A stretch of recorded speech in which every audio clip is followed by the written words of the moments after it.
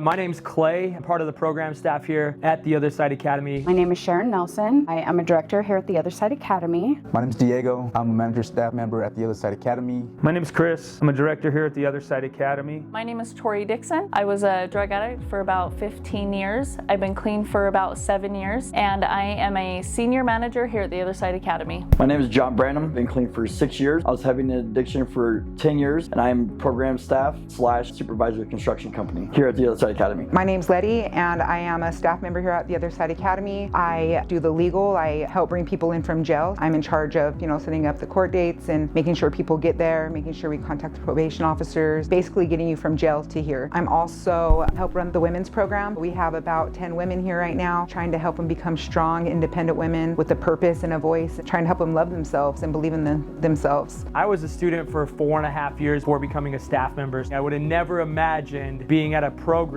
for 4.5 years. The majority of my day is making sure that our students are happy and okay and working on the issues that they need to work on. Since the age of 12 to the age of 36, I was a drug addict. But even more important than that, I was a liar, I was a manipulator, I was a cheat, and I was a thief. I lied and manipulated my family. I stole from them. Everybody I came in contact with. I was always trying to be somebody I wasn't. These are all of the behaviors that we address here at the Other Side Academy. Growing up, it was always get jumped into a gang, put in work, go to prison, meet the big homies, and you made it. I fell into the lie of the whole gang affiliation. I'm happy to say I'm an ex-gang member, got away from that lifestyle. I realized that was the biggest lie I ever bought, the whole facade of reputation, if you will. I thought that, violence and pushing your weight around was gonna give you respect as a man. Here at TOSA, what are the two most important times in your stay? Because it's a 2.5-year program. Yep. So what's the two most important? Yeah, the two most important times in your stay is when you first come in and then when you graduate. When you first come in, because it's a new place, it's a new scenery,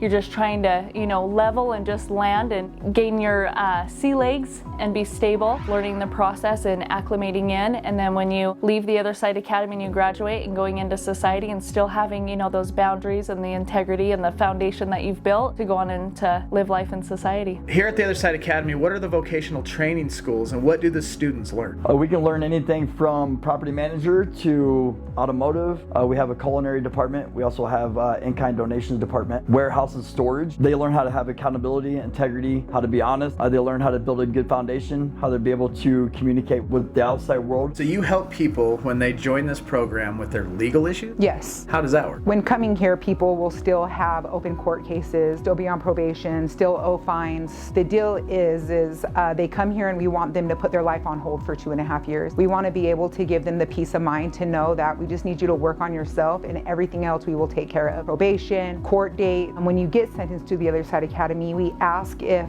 any of restitution, any fines that you owe, if we could have them stayed until the time that you choose to graduate the Other Side Academy. If people choose to stay longer, which a lot of our students do, we will make another court date and we will ask if they can still stay the payment for another year, just so when they do leave the Other Side Academy, it's not sent to the Office of State Debt Collection with a whole bunch of interest.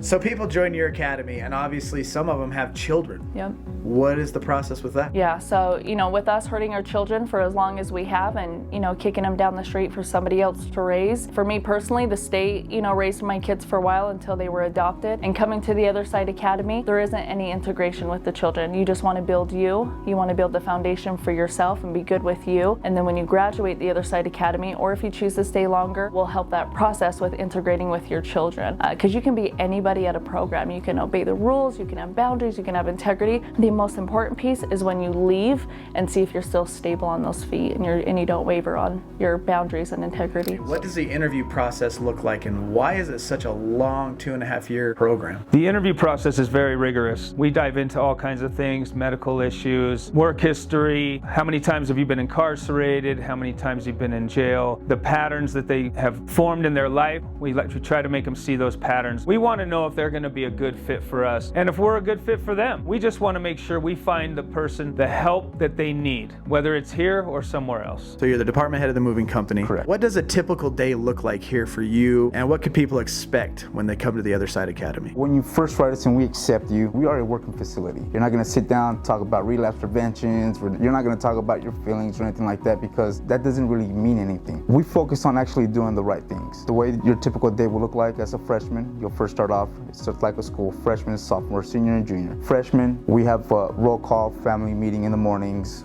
We like to start off with something positive, a new word for the day, morning entertainment, get everybody on the, happy. And then you have to go to work. You go to work, you'll be, as a freshman, in charge of the maintenance of the house. You'll be cleaning, you'll be doing the laundry, focusing on how to get along with people. We want you to focus on your foundation, right?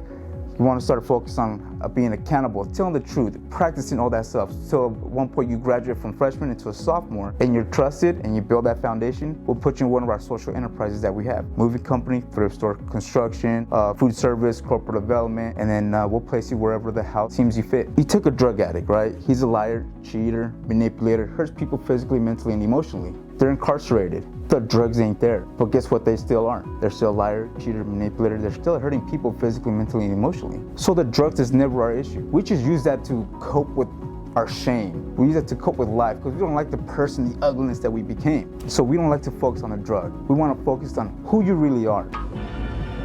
We have under our roof, we have over 100 students currently right now, completely free for all of those students. We clothe them, we give them the food that's necessary. They work their tails off to be able to make the changes that are necessary also. We're very future driven. The cool part about that is you have big time dope dealers, gun runners, and gang members mixed in with Walmart thieves, dumpster divers, and gutter junkies, but you can't tell who's who. And that's the great part about it. The average arrest of our students is 25 times. Every student that walks through the door has an average 7 felonies and 5 misdemeanors. We have students here that are just here to try and learn life skills who have never even been in a jail cell or in a prison system. We can offer the same amount of help for those people who have been in those situations.